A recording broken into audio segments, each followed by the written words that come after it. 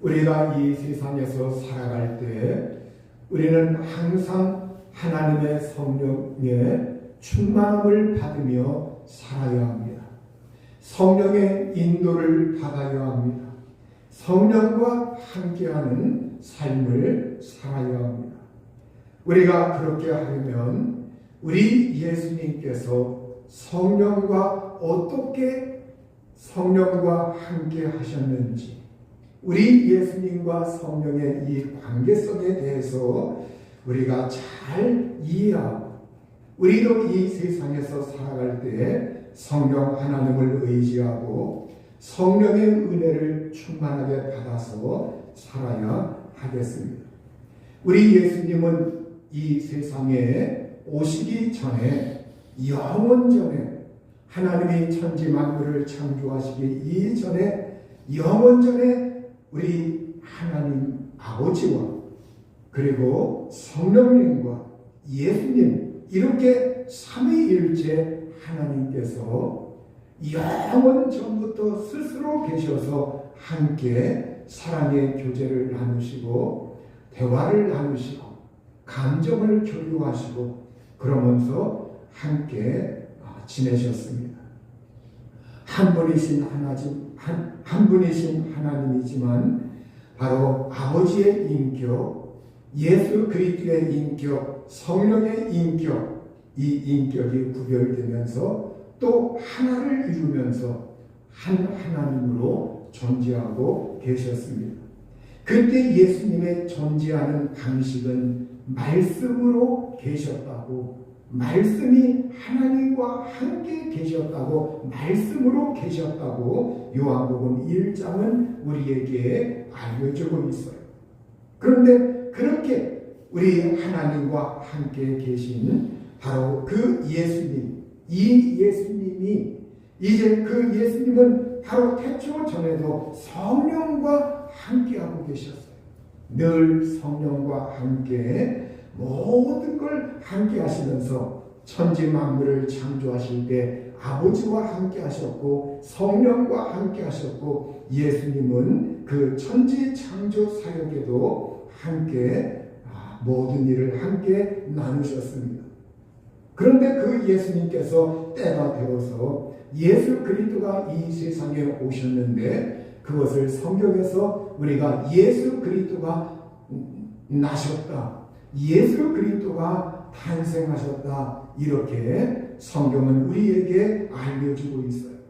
마태복음 1장 18절에 보면 예수 그리스도가 이 세상에 오실 때 마리아가 잉태하여서 예수 그리스도가 이 세상에 태어나셨는데, 이것을 가리켜 성경은 성령으로 잉태된 것, 성령으로 잉태된 것이 그녀에게, 마리아에게 나타났다고 말씀을 하고 있습니다.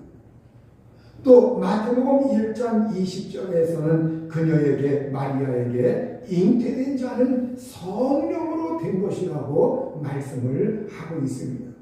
우리 예수님께서 이 세상에 오시는 그 모든 것에 있어서 우리 예수님은 성령과 함께 역사하셨고, 성령의 능력으로, 성령의 힘으로, 성령의 활동으로 말미암아 예수 그리스도가 마리아의 태에 잉태되어서 이 세상에 탄생하시는 것을 성경은 이렇게 말씀을 하고 있는 겁니다.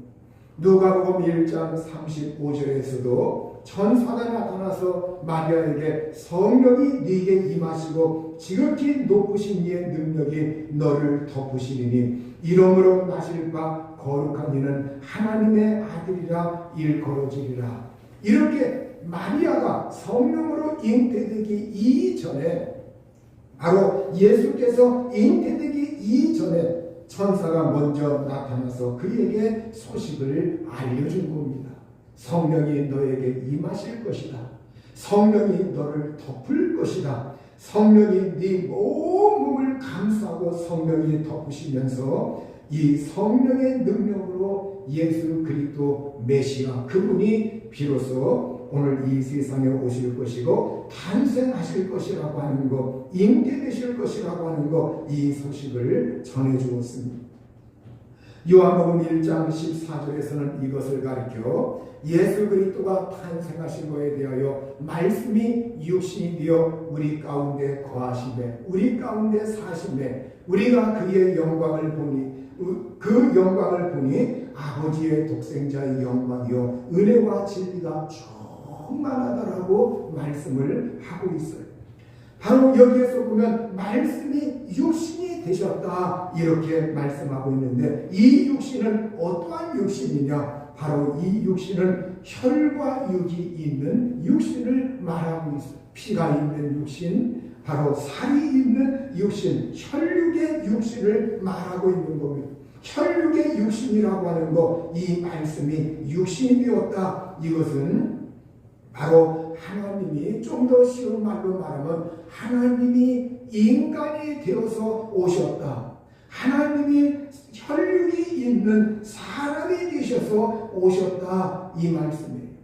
여러분 바로 하나님이 사람이 되어 오셨다고 할 때 이 하나님이 사람이 되어 오셨다고 할 때 삼위일체 하나님 가운데에 아버지가 사람이 되셔서 오셨다는 말이 아니고 성령이 사람이 되셔서 오셨다는 말이 아니고 바로 이 세상에 탄생하시면 하나님의 아들이라고 칭함을 받을 그분 말씀으로 존재하신 다시 말하여 성자 예수 그리스도 그분이 이 세상에 오실 때 바로 그분이 바로 성자 하나님 그분이 바로 사람이 되셔서 육신이 되셔서 오셨다고 하는 말씀입니다. 이 예수님께서 이제는 사람이 되셔서 혈과 육에 피가 있는 피를 흘릴 수 있는 그러한 육체를 지니시고 사람이 되셔서 오신 겁니다. 이제 이 예수님께서 공생애를 시작하실 무렵 그때 예수님께서 어떻게 하셨느냐? 예수님이 침례를 받으셨어요. 예수님이 침례를 받으셨는데 누가복음 3장 21절 22절에 보면 백성이 다 침례를 받을세 예수도 침례를 받으시고 기도하실 때 하늘이 열리며 성령이 비둘기 같은 형체로 그의 위에 강림하시더니 하늘로부터 소리가 나기를 너는 내 사랑하는 아들이라 내가 너를 기뻐하노라 이렇게 말씀을 하고 있습니다. 여기에서 보면 성령이 예수님 위에서부터 내려오셨다고 말씀을 하고 있어요. 위에서부터 아래쪽으로 내려오셨는데 내려오셔서 바로 예수님 위에 성령이 임하셨다. 성령이 예수님 위에 내려오셨다고 말씀하고 있어요. 성령이 내려오시는 것이 마치 무엇같이 보였느냐? 여기에 보면 비둘기처럼 보였다고 말씀하고 있어요. 비둘기처럼 보였다. 성령이 비둘기 같은 형체로 그 위에 강림하셨다고 할 때 이 원문에 보면 성령이 비둘기처럼 내려오시는 것 이게 보였다고 하는 말입니다. 여러분 누구에게 보였느냐? 우리 예수님에게 먼저 보였어요. 예수 그리스도가 침례를 받으시고 물에서 올라올 때 하늘이 열리고 하나님의 성령이 비둘기같이 내려 자기 위에 임하심을 보시더니 이렇게 마태복음 3장 16절에서 예수님이 이제는 침례받고 물속에서 올라오시고 그 올라올 때 순간 예수님은 기도하셨습니다. 그 순간에 바로 성령이 내려오시는데 성령이 마치 비둘기처럼 자기 위에 임하시는 것을 우리 예수님께서 보셨다고 말씀하고 있습니다. 그리고 그걸 또 누가 보았느냐? 바로 침례 요한이 그걸 보았습니다. 침례 요한이 성령이 비둘기처럼 내려오시는 것, 예수님 위에 내려오시는 것, 이걸 침례 요한이 보게 된 겁니다. 그래서 그걸 성경은 요한복음 1장 31절에서 34절에 보면 이 요한이 그걸 증언하고 있어요. 나도 그를 알지 못하였으나 내가 와서 물로 침례를 베푸는 것은 그를 예수님을 이스라엘에게 나타내려 함이라 하니라. 이렇게 바로 이 요한이 침례 베푸는 가장 그 큰 목적이 뭐냐? 내가 여기에서 요단강에서 침례 이걸 행하는 것은 나도 사실 그분이 누군지 정확하게 모른다. 나도 예수님 메시아가 정확하게 누군지 모르지만 그러나 이렇게 물로 내가 와서 침례를 베푸는 것, 이건 이스라엘 전체에 그분 메시아 그리스도 그분을 드러내기 위해서, 나타내기 위해서 이렇게 침례를 주는 것이다, 이렇게 말을 하고 있어요. 도대체 무엇을 할 거기 때문에 이 요한이 이렇게 내가 그분을 알지 못하지만 침례 주는 목적이 그분을 드러내기 위해서 이렇게 침례 주는 것이다, 이런 말을 했을까요? 바로 그 다음 질문을 보면 그것이 나와 있습니다.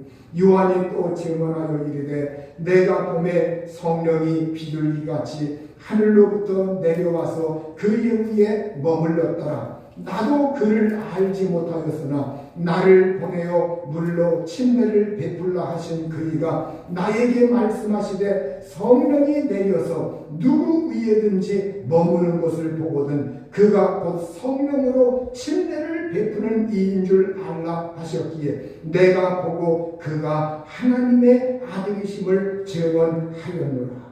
이렇게 이 요한이라고 하는 사람에게 이전에 하나님이 나타나셔서 얘야 너는 요단강에서 침례를 베풀어라. 침례를 베풀면 사람들이 침례를 받으러 올 것이다. 그러면 그 가운데 메시아 그리스도, 예수 그리스도, 바로 하나님의 아들 그분께서 같이 그 사람들 틈바구니에 끼어서 어느 순간인가 침례 받으러 너에게 올 것이다.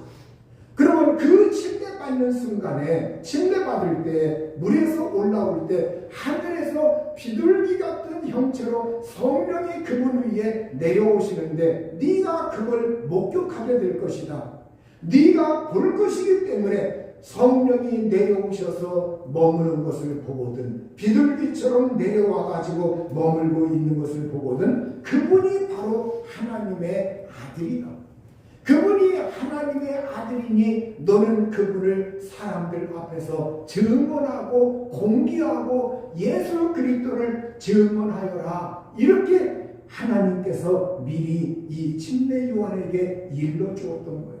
그래서 여러분, 오늘 우리는 성령은 하나님의 영이십니다.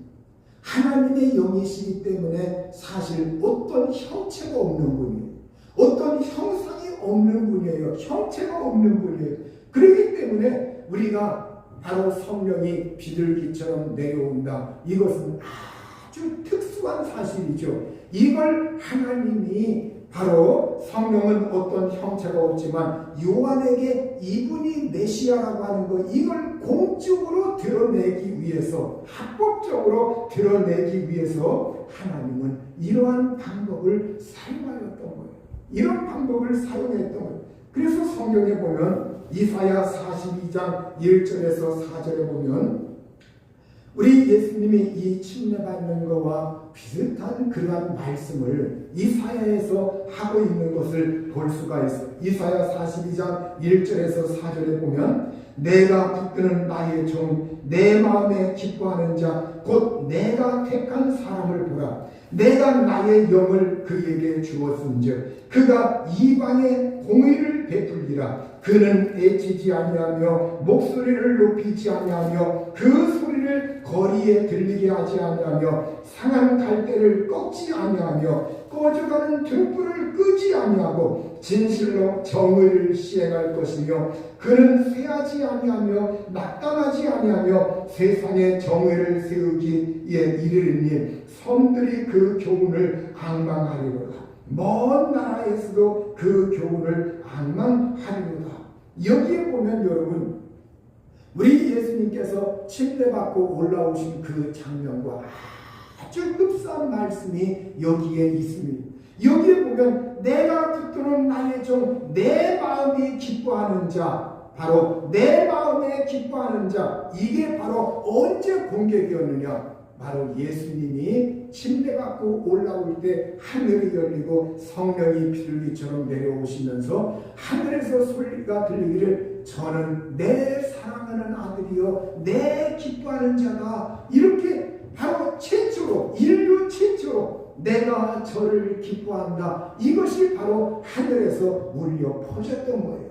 이걸 미리 바로 여기에 보면 내가 붙드는 나의 종, 내 마음에 기뻐하는 자, 그 내가 택한 사람을 보라. 바로 사람이 되셔서 오신 분, 바로 말씀이 육신이어서 하나님이신 그분이 사람이 되셔서 오신 분, 예수 그리스도를 메시아를 지칭하고 있는 거예요. 그러면서 여기에 보면 내가 나의 영을 그에게 주었은즉, 하나님의 영을 그에게 주었은즉, 바로 이것이 예수님은 언제나 성령과 함께하고 계셨지만 예수님 안에 성령이 계시고 성령 안에 예수님이 계시고 하나님 아버지 안에 성령이 계시고 하나님 아버지 안에 예수님이 계시고 예수님 안에 아버지 하나님이 계시고 성령이 계시고 이렇게 삼위일체 하나님은 상호 내재하고 있어요. 안에 계시단 말, 상호 내재하고 항상 함께하고 있지만 특별히 예수님께서 경륜 속에서 때가 되어 침례받고 물에서 올라올 때 바로 그 하나님의 영이 예수 그리스도에게 임하시는 것, 예수 그리스도에게 내가 나의 영을 그에게 주었은즉, 이 말씀, 그래서 이것이 아주 구약에 보면 예수 그리스도가 침례받고 물에서 올라올 때 내가 기뻐하는 자다. 그리고 하나님의 성령이 임하시는 것, 그걸 내가 나의 영을 그에게 주었은즉, 이 말씀과 너무나 공통되는 말씀이라는 거예요. 그래서 오늘 여기에서 우리는 바로 예수님 그분은 여기에 바로 침례받고 물에서 올라오신 그 예수 그리스도, 그분에게 성령이 임하셨고, 그리고 이제는 바로 하나님 아버지는 나의 기뻐하는 자다, 내 마음에 기뻐하는 자요, 내가 사랑하는 자다, 너희는 그의 말을 들으라. 그러면서 그 예수님이 어떤 성격을 가지고 있느냐, 그분은 이 세상에서 이방의 정의, 하나님의 공의를 베풀고, 그리고 이 세상에서 그 예수님이 거리에 그 소리를 막 거리나 이런 데 막 그냥 요란스럽게 그 소리를 막 들리게 하는 것이 아니라 그분은 아주 작은 목소리로 상한 갈대를 꺾지 아니하고 꺼져가는 심지도 끄지 아니하고, 그래서 이게 복음서에 보면 예수 그리스도께서 말씀하실 때 그게 나오지 않습니까? 그러니까 예수님의 사역은 이와 같다는 거예요. 예수님은 이 세상에 오셔서 막 큰 소리 치시고 요란스럽게 떠들어대시고 막 그런 분이 아니라 그분은 조용히 그리고 이렇게 겸손하게 그리고 종의 자세에서 하나님 아버지 앞에 언제나 종의 자세에서 그러면서 이 세상에서 정의를 세워가시면서 낙담하지 아니하고 쇠하지 아니하고 이 세상에 어린 사람들, 낭망하는 사람들, 뭔가 희망의 빛이 이거 큰일 났구나, 그런 사람들의 그 심리까지 끄지 아니하고 그들에게 희망을 붙들어주고 소망을 주고 그들을 붙들어주고 약한 자를 강하게 붙들어주고 그들에게 오셔서 토닥거리시고 위로하시고 격려하시고 힘을 주시고 살 수 있는 능력을 주시는 예수 그리스도라고 하는 것을 우리에게 드러내고 있는 거예요. 그걸 오늘 바로 성령이 임하실 때 예수 그리스도의 비둘기 같이 성령이 이렇게 내려오죠. 이건 성령이 비둘기처럼 생겼다는 말이 아닙니다. 처음 침례 요한에게 하나님 아버지가 그에게 그렇게 알려주셨고 예수 그리스도에게 특별히 성령께서 성령과 함께하고 있지만 그러나 또 사역적인 면에서 경륜적으로 그에게 임할 때 바로 그러한 현상이 일어났다고 하는 것을 우리에게 말씀하고 있습니다. 그리고 누가복음 3장 23절에서 38절에 보면 예수님의 공생에 시작하는 나이가 나와 있어요. 예수께서 가르치심을 시작하실 때 30세쯤 되시니라. 이렇게 30세쯤 되셨을 때 예수님께서 공적인 생애, 공적인 사역을 시작하시면서 공적인 생애를 사시는 것, 이것이 30세쯤 되었다 이렇게 말하고 있습니다. 이것은 바로 예수님이 30년밖에 되지 않았다는 말이 아니라 예수님은 원래 나이가 없는 분이에요. 원래 영원한 분이지만 그러나 말씀이 육신이 되어서 사람이 되셔서 오신 지가 이제 한 30년쯤 되는 것이다. 그때 이제는 예수님께서 공적인 사역을 시작하시는 것, 그걸 알려주고 있어요. 그런데 사람들은 어떻게 알고 있느냐? 성경에 사람들이 아는 대로는 요셉의 아들이니 요셉의 위로는 헬리요, 그 위는 맏다시요, 그 위는 레위요, 그 위는 멜기요, 그렇게 쭉 나가면서 그 위는 에노스요, 그 위는 셋이요, 그 위는 아담이요, 그 위는 하나님이시니라. 마태복음의 족보에서는 아담으로부터 쭉 아래로 내려오는 족보가 기록이 되어 있지만 누가복음에서는 아래에서 위로 거슬러 올라가는 족보가 기록이 되어 있어요. 서로 반대로 기록이 되어 있고, 그리고 여기에 보면 바로 이 예수님을 볼 때 이제 공생애 30세쯤 되셔서 시작하시는데 사람들이 알고 있는 그 지식이라고 하는 것, 사람들이 알고 있는 상식이라고 하는 것, 이건 요셉의 아들이니 이렇게 알고 있다는 거예요. 마찬가지로 오늘날 이 세상에서는 바로 성경에 말씀하고 있는 것처럼 사람들이 아는 대로는 요셉의 아들이니 여기까지밖에 모르는 거예요. 바로 영원전부터 계시던 분이 우리를 구원하러 오신 것, 이러한 것을 그들은 잘 알지도 못하고 또 지식적으로 안다할지라도 그걸 잘 안 받아들이려고 해요. 그러나 바로 사람들이 아는 대로는 여기 바로 요셉의 아들이, 그러나 우리는 거기까지만 알고 있는 것이 아니라 예수님이 물어보셨죠. 제자들에게 너희는 나를 누구라고 하느냐? 그때 베드로가 주님은 그리스도시요, 당신은 그리스도시요 살아계신 하나님의 아들이십니다. 이 세상에 바로 메시아 예수 그리스도, 우리를 구원하러 오신 그리스도, 바로 메시아 구약으로부터 오신다고 그 예언해 놓은 그 그리스도, 당신은 그리스도이시요 살아계신 하나님의 아들이십니다. 말씀이 육신이 오신 분 예수 그리스도라고 베드로도 고백을 하고 있는 것을 볼 수가 있어요. 오늘 저와 여러분들은 하나님의 성령에 감동을 받아서 진정으로 우리가 이 세상 사람들이 알고 있는 지혜와 지식과 능력과 상식의 한계는 예수님을 알 때 요셉의 아들 거기까지만, 마리아의 아들 거기까지만 알고 있지만 우리는 예수 그리스도는 나를 구원해 오신 성자 하나님이시오, 나의 주님이시오, 나의 그리스도이시오, 나의 인생의 주인이시다. 이 사실을 저와 여러분이 진실로 고백하고 믿고 있는 이 믿음이 우리가 진짜 믿음이요 하나님의 성령께서 주신 살아있는 믿음이라고 하는 것을 우리가 확실하게 해야만 하겠습니다. 우리 예수님께서 그런 다음에 이제 누가복음 4장 1절에서 2절에 보면 예수께서 시험을 받으셔요.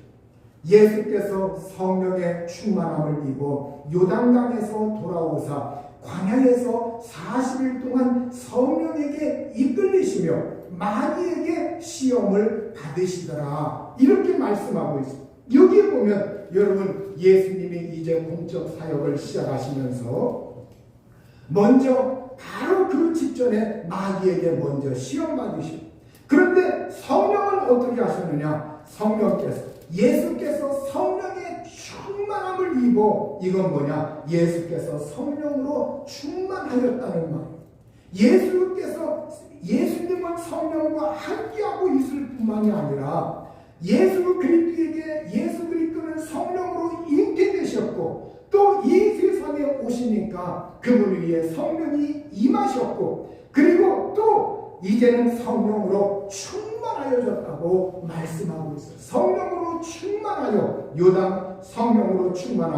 요단강에 돌아오셨다고 말씀하고 있어요. 이게 뭐냐? 요단강에 돌아오셔서 침례받아서 바로 이 요한에게 알려준 그 사실을 응하기 위해서 예수님께서 이제 성령으로 충만하여 요단강에서 이렇게 거기에서 침례받고서 이제 요단강에서 돌아오신 겁니다.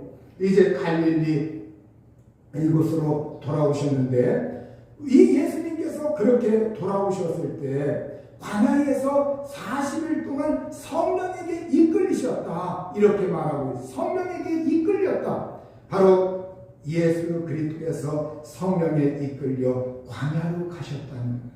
성령에 이끌려서 광야로 가셨다. 그런데 여러분, 여기 우리말 성경만 보면 이게 그냥 성령님께 이끌려서 광야로 가셨지 뭐, 이 정도 얘기에는 더 이상 의미를 아무리 캐치해내야 캐치할 수가 없어요. 영어 성경도 마찬가지. 그래서 이걸 제가 의미를, 이건 시라고 성경만 봐도 이라고 성경도 여기에 우리말 성경의 의미하고 별반 다르지 않아요. 그래서 이걸 독일어 성경을 좀 떠들어 봤더니, 독일어 성경에서 이 부분을 아주 우리에게 명확하게 그 의미를 풀어서 잘 드러내고 있어요. 그래서 여기에서 성령에 이끌려 광야로 가셨다고 하는 이 말씀이 무슨 의미냐? 바로 이 독일어 성경에서는 크게 두 가지 의미로 이 말씀을 풀어놓고 있더라고요. 바로 성령에 이끌려, 이걸 성령께서 예수 그리스도를 바로 성령께서 광야로 몰아넣으셨다. 성령께서 예수님을 광야로 몰아넣으셨다. 채축하셔서 성령이 몰아내셨다. 그러니까 예수님이 이끌리셨다고 하는 이 말씀은 성령께서 재촉하시면서 예수님을 침례받고 물 위에서 올라오신 그 예수님에게 어떻게 하느냐, 예수님에게 막 성령께서 성령으로 충만한 그 예수님에게 성령이 그분을 이끄시는 거예요. 그 이끈다는 말은 성령이 몰아냈다는 거예요. 성령이 막 재촉하시면서 예수님을 광야로 이제 몰아대는 거예요. 이게 몰아대는 거예요. 그래서 성령에게 이끌려서 이렇게 광야로 이렇게 이끌려요.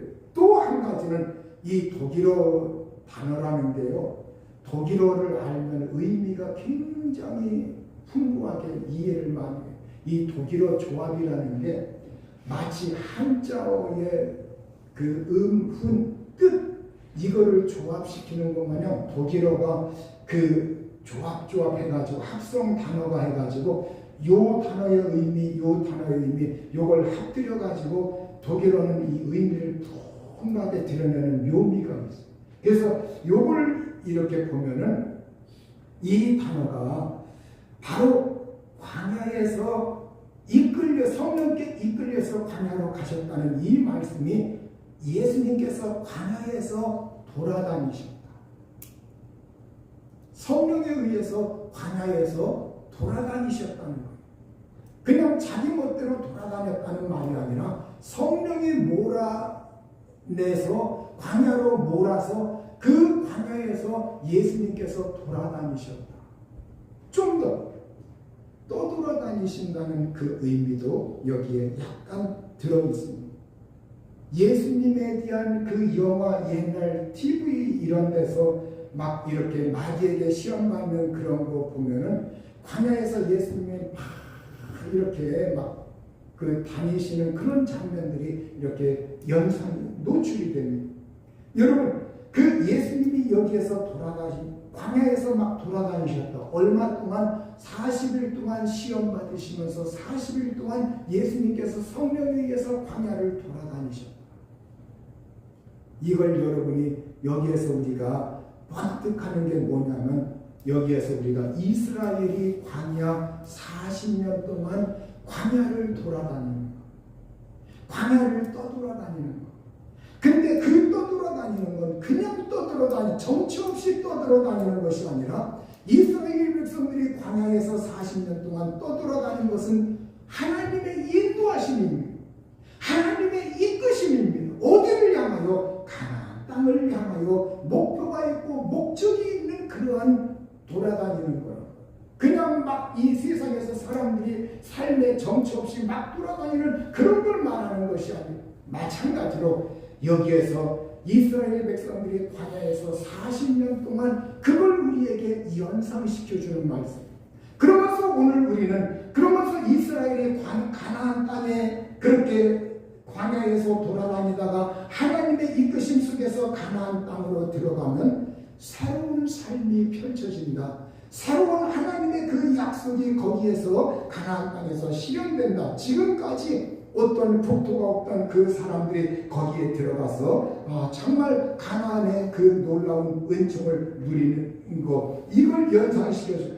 여기에서 우리 예수님이 광야에서 이렇게 돌아다니시는 것, 이 광야에서 돌아다니시는 것, 그냥 정처 없이 돌아다니는 것이 아니라 예수님에겐 오늘 여기에서 이 40일 동안, 예수님은 40년이 아니라 40일 동안 광야에서 돌아다니시는 것, 그걸 통해서 예수님은 그 광야에서 여기에서 시험, 이 시험이라고 하는 것, 이 시험은 여기에 이 시험이라고 하는 것이 바로 이 독일어에서 이 시험이 프로베, 두 가지 의미로 쓰이고 있습니다.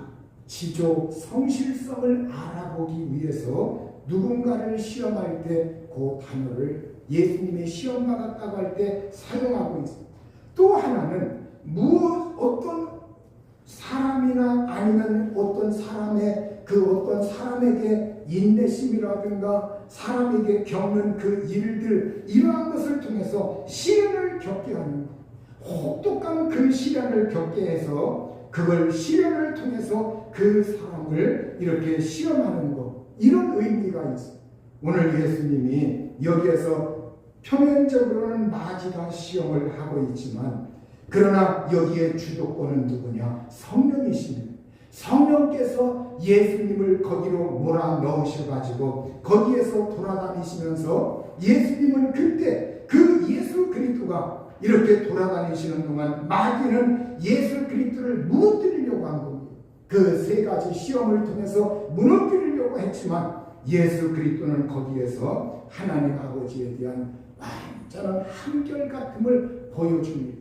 이 세상에 대해서 예수님의 그 마귀가 영광을 보여줬지만 거기에 눈금쩍하지 아니하고 예수님은 이 세상에 오신 그 목적, 이스라엘의 목적, 방향을 가지고 광야를 돌아가는 것처럼 예수 그리스도가 이 세상에 오신 그 목적, 바로 십자가에서 죽는 것, 우리를 구원하는 것, 그 목적을 예수님이 끝까지 견지하면서 돌아다니셨다고 하는 것, 이걸 우리에게 드러내주고 있는 말씀이에요. 그러니까 그 시험이라는 건 예수 그리스도의 지조, 예수 그리스도의 그 성실성, 예수 그리스도의 신실성, 예수 그리스도의 하나님을 향한 그 마음, 이 모든 걸 꺾을래야 꺾을 수가 없고, 그 다음에 예수님에게 지금 부여된 그 환경, 광야의 환경, 시련, 역경, 이러한 것이 있지만 그것이 예수님을 도저히 꺾을 수가 없더라 이 말이에요.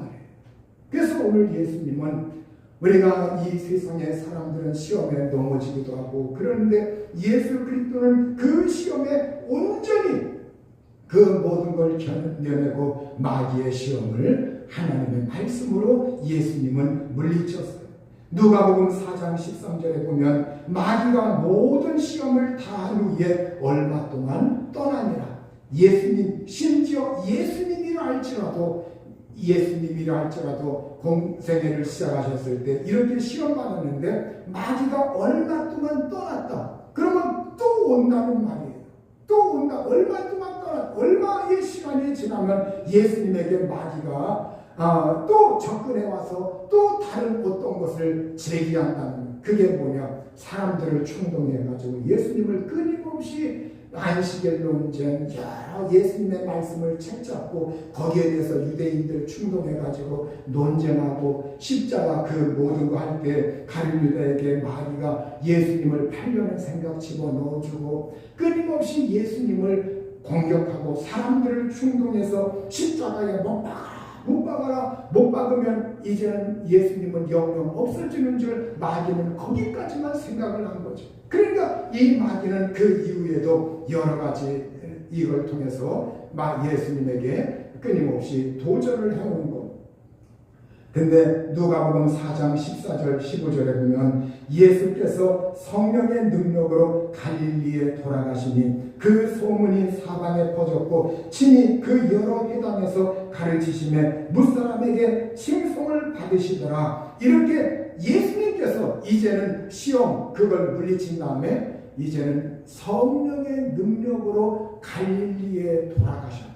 갈릴리 나사렛 그곳에도 가시고 갈릴리 지방에서 주로 예수님이 그 갈릴리 호수 근처에서 갈릴리 지역에서 예수님이 돌아다니시면서 제자들도 부르셨고 거기에서 예수님이 복음을 전하시면서 사역을 하신 겁니다. 이렇게 성령의 능력으로 갈릴리에 돌아가셨다. 이 능력 힘, 정말 이 능력 힘, 여기에 능력 힘, 여기에는 의지력도 포함이 되는 말이에요. 능력 힘이라고 할 때 이 능력 힘의 의지력, 이 의지력이라고 하는 것, 이것이 강하게 우리가 여러분 보세요. 사람이 저 사람 힘이 있느냐 능력이 있느냐 힘 있는 사람이다 할 때 그 사람의 의지력도 굉장히 강한 걸 말해줘요. 의지력.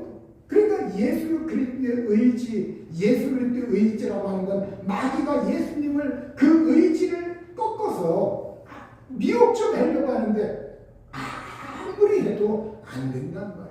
예수님에게 그 성령이 함께 하실 때 성령의 능력으로 예수 그리스도에게 성령의 능력이 함께하고 있는 거예요. 성령의 능력이 함께하고 있을 때 바로 성령의 힘으로 성령의 능력으로 충만하여 예수 그리스도의 그 마음과 의지라고 하는 것은 그 어떤 것으로도 꺾을 수가 없고 그리고 예수 그리스도에게 그 능력이 임하여서 성령의 능력이 함께하고 있음을 우리가 볼 수가 있습니다. 이제 갈릴리에 가셔서 어느 날 거기에 갈릴리에서 제자들도 부르셨고 이렇게 사역하시다가 어느 날 예수님께서 이제 안식일에 나사렛 회당에 들어가셨어요. 나사렛 회당에서 예수님께서 이사야 성경 말씀을 가져오라고 해가지고 그 이사야 성경을 이렇게 펼쳐서 읽으셨는데 어떤 말씀을 읽으셨느냐, 누가복음 그 읽으시라고 이렇게 펴보시 어디냐, 이제 이사야에 나오는 말씀인데 누가복음 4장 18절 19절에 이렇게 기록이 되어 있습니다. 주의 성령이 내게 임하셨으니 이는 가난한 자에게 복음을 전하게 하시려고 내게 기름을 부으시고 나를 보내사 포로된 자에게 자유를, 눈먼 자에게 다시 보게 함을 전파하며 눌린 자를 자유롭게 하고 주의 은혜를 전파하게 하려 하심이라. 이렇게 주님의 성령이 내게 임하셔서 가난한 자에게 복음이 전파되면서 정말 이 세상에 포로된 자, 눈먼 자, 눌린 자 그들에게 자유하게 하고 주님의 은혜에 바로 구약의 신년을 말하고 있는데 신년은 50년마다 종을 해방시키고 그리고 노예들 해방시키고 그리고 땅들 이렇게 다른 사람에게 잡혀있는 땅 그걸 풀어주고 모두가 원래 원 상태대로 이렇게 자유하게 하고 복귀시켜주는 그러한 은혜. 이건 뭐냐? 성령의 임하심으로부터 말미암아 성령의 임하심을 통해서부터 말미암아 이 주님의 복음이 전파될 때 사람들에게 그렇게 이제까지 마귀에게 눌려있던 사람들, 이 세상에서 죄에 눌려있던 사람들, 이 사람들에게 진리를 알지니 진리가 너희를 자유하게 하리라. 하나님의 성령은 진리의 영이신데 성령이 임하시면서부터 복음이 전파되면서 사람들에게 그 복음이 사람들이 복음을 받아들이고 그리고 주의 성령의 임하심을 사람들이 경험하는 순간부터 바로 자유하게 되고 눈먼 자가 다시 보게 되고 포로된 자가 자유를 누리게 되고 눌려있는 자가 거기에서 노용하게 되고 하는 그 주님의 치료하심과 회복의 놀라우신 은총을 누리게 된다고 하는 것을 말씀하고 있습니다.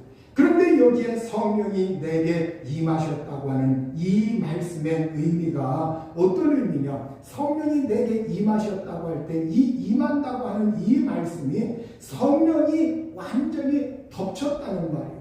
성령이 완전히 덮치고 성령이 붙들었다는 말, 성령이 붙잡고 성령이 감정까지 사로잡을 정도로 성령이 완전히 사로잡았다는 말이에요. 그리고 성령이 감동시킨다는 말씀. 그리고 여기에 이 말씀 성령이 임하셨다고 하는 이 말씀의 그 의미 속에는 또 어떤 의미가 들어있느냐, 바로 성령이 소유권, 우리 사람들에게 성령이 내게 임하셨다고 할 때, 성령이 내게 임하실 때 내 소유권, 내 그 소유권을 성령에게 내어드리면서 성령이 내 소유권을 잡고 그걸 얻고서 나를 완전히 사로잡는다는 거예요. 그러니까 여러분, 오늘 우리가 성령이 그냥 내게 임하셨다, 그냥 이렇게 피상적으로만 알지 말고 정말 성령이, 주의 성령이 이제는 예수님의 물론이거니와 우리에게 이 말씀이, 오늘 이 글이 너희 귀에 응하였다, 우리에게 응하였다는 말씀, 우리에게 이루어진다는 말씀이에요. 그래서 오늘 우리가 정말 우리에게 하나님의 성령이 임하셨다고 할 때 그 성령은 나를 지배하시고 나를 사로잡으시고 나를 감동하시고, 심지어 이제는 인생 살 때 내가 나의 주인이다 하던 사람이 이제는 주인 자리가 바뀌어 하나님이 나의 주인이고 예수님이 나의 주인이고 성령님이 나의 주인이고 성령에 의해서 완전히 사로잡혀서 이제는 내 감정까지도 하나님의 성령께 굴복하면서 하나님 앞에 우리가 점점 나의 인생의 모든 걸 그 성령님께 의지하는 그러한 상황을 성령이 내게 임하셨다, 이런 표현으로 성경은 우리에게 드러내고 있는 거예요. 그래서 오늘 우리가 기도할 때도 우리가 그냥 단순히 나 방언만 한다, 이제 끝났다, 다 됐다, 이렇게 하지 마시고, 오늘 내가 정말 이 세상 살 때 성령이 나를 사로잡고 있느냐, 성령이 내 모든 걸 주관하시고 있느냐, 성령이 나의 마음까지 지배하고 있느냐, 성령이 내 생각까지 지배할 수 있느냐, 이러한 자리까지 우리가 그분을 알면서 점점 그걸 내가 내어드리고 하나님께, 하나님이 나의 주인이라고, 예수님이 나의 주인이라고 온전히 하나님이 나를 사로잡도록 그렇게 주인 자리까지 내어드릴 수 있는 그러한 신령이 될 때 이 사람이야말로 성령이 지배하고 있는 사람이요, 성령이 임한 사람이요, 성령이 함께하고 있는 사람이라고 볼 수가 있어요. 그리고 예수님은 하늘로 승천하시기 전에 이런 말씀을 하셨죠. 사도행전 1장 8절에 오직 성령이 너희에게 임하시면 너희가 권능을 받고 능력을 받고 예루살렘과 온 유대와 사마리아와 땅끝까지 이르러 내 증인이 되리라, 이렇게 말씀하고 있습니다. 그래서 오늘 우리에게 이제는 성령을 받으라, 그리고 성령이 임하시면, 이렇게 말씀하고 있는데, 오늘 여러분, 오늘 우리가 그 성령이 임하시면 우리가 또 받게 되는 거 뭐예요? 능력을 받는다, 권능을 받는다, 이렇게 말씀하고 있습니다. 그런데 성령이 임한다고 하는 이 말씀은 성령이 충만해진다는 그 말씀도 이 의미에 들어있는 말씀이에요. 오순절날 바로 성령이 임하셨을 때 그들이 성령의 충만함을 받아 성령이 말하게 하심을 따라 다른 방언으로 말하기를 시작하니라, 이렇게 성경은 말씀하고 있습니다. 그러니까 그들에게 성령이 임하셨을 뿐만이 아니라 동시에 성령 충만도 그들에게 임한 겁니다. 오늘 여러분, 성령이 임하시면 바로 성령 충만도 그 순간에 우리에게 따르는 역사가 우리에게 일어납니다. 그러면 우리가 권능을 받고 능력을 받고 이제 어떻게 되느냐? 예수님의 증인이 된다, 이렇게 말씀하고 있습니다. 예수님의 증인이라고 하는 건 여러분, 이 세상에서 그냥 내가 예수 믿는다 이 정도가 아니라 사람들이 막 핍박을 해도 증인은 법정에서 자기 목숨을 내놓고 증거하지 않습니까? 내가 예수 그리스도를 믿고 있다, 그 다음에 예수 그리스도는 구세주이시다, 주님이시다, 이걸 확실하게 사람들 앞에서 변론하고 말을 하고 예수님이 막 욕을 먹고 사람들이 교회를 막 욕하고 이 세상에 사람들이 막 살다 보면 욕을 합니다. 기독교에 대해서, 예수님에 대해서, 하나님에 대해서. 그러면 그런 소리를 들었을 때 그냥 내가 체면 때문에 아무 입 한번 뻥끗하지 못하고 가만히 있기만 한 것이 아니라 거기에서 지혜롭게 그들과 변론하기도 하고 이야기하고 설득하기도 하고 이건 당신이 이렇게 오해하고 있는 겁니다. 그 사람이 그걸 잘 받아들이든 안 받아들이든 그거에 대해서 설득하고 증언할 수 있는 사람까지 간다는 거예요. 그리고 거기에서 더 나아가 전도하면서 예수 그리스도를 증언하고 전하게 된다는 거예요. 여러분 오늘 우리가 이걸 예수님이 우리에게 말씀을 하셨어요. 그러니까 정리합니다. 예수님은 탄생 이전에도 영원 전에도 그분의 말씀으로 계실 때 하나님 아버지와 함께 계셨고 성령과 함께 계셨습니다. 성령과 함께 계신 그 예수님이지만 그분이 이 땅에 오실 때 말씀이 육신되어 사람이 되어 오실 때 바로 마리아에게 성령으로 예수님은 이 땅에 탄생하실 때 성령으로 잉태되어서 탄생을 하셨고 이 땅에서 그분이 이제는 사역을 하실 때에도 예수님은 침례받고 물에서 올라오실 때 성령이 예수님 위에 내려오셨고 또 성령으로 충만하여 요단강에서 그분이 이제는 요단강에서 돌아오셨고 성령에 이끌려서 광야로 가셔서 40일 동안 마귀에게 시험을 받으셨고 성령의 능력으로 충만하여 갈릴리에 가셔서 제자들도 부르셨고 거기에서 사역을 하시면서 돌아다니셨고 또 나사렛 회당에서 주의 성령이 내게 임하셨다고 하는 이 이사야 성경 말씀을 읽으셔서 이것이 오늘 너희 귀에 응하였다고 하면서 이제는 복음 시대에 은혜의 시대에 사람들에게 성령이 임하신다고 하는 걸 선포하셨습니다. 성령이 임하신다고 하는 걸 선포하면서 이제는 너희에게 성령이 임하시면 너희가 권능받고 내 증인이 될 것이다 이렇게 말씀을 하셨고 오늘 우리가 예수님의 증인이어서 살기를 예수님이 원하고 있는 거예요. 이와 같이 예수님은 항상 성령과 함께 하였음에도 불구하고 예수님의 육신으로 이 세상에 계실 때는 이렇게 성령께 인도받은 것, 성령께 이끌림 받은 것, 성령에 의해서 예수님이 이렇게 행하시는 것, 이 모습을 우리가 성경을 통해서 살펴볼 수 있었던 거예요. 마찬가지로 예수님이 육신이 되어서 오셨다고 할 것 같으면 오늘 우리들도 나 성령 받았다. 내게 성령이 안에 내주하고 계시오. 그냥 이 정도로 그냥 성령에 대해서 지나치지 마시고 오늘 우리가 철저하게 이 세상에 살아가면서 성령을 좀 의식하시고 성령을 생각도 하시고 이제는 내가 성령과 함께 살아야 되겠다.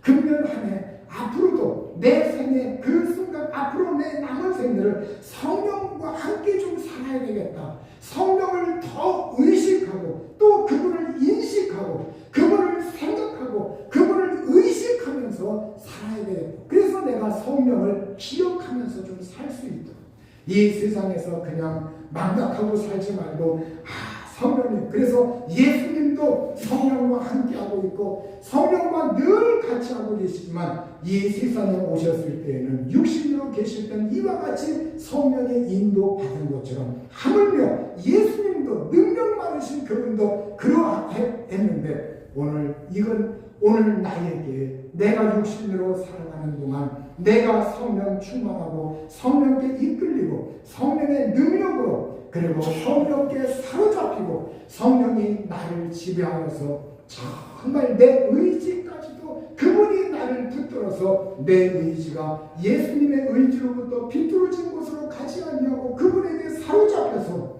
하나님을 기쁘시게 하며 살아가야지 이러한 마음으로 다짐해서 살 수 있기를 우리 주님의 이름으로 축원합니다. 그때 성령님은 여러분의 삶을 여러분의 영혼을 구원하실 겁니다. 그때 성령은 여러분에게 정말 아낌없이 성령께서 은혜를 주시고 능력을 주시고 치료하시고 권능을 나타내시고 회복을 나타내시고 하나님의 성령께서 여러분의 모든 삶에 정말 하나님의 뜻대로 하나님의 회복과 생명과 치료와 은혜와 하나님의 놀라운 역사를 베풀어 주시고, 그리고 정말 주님의 제사함 받은 그 은총 속에서 우리가 기쁨으로 살 수 있는 그 능력을 우리에게 베풀어 주실 줄로 믿습니다.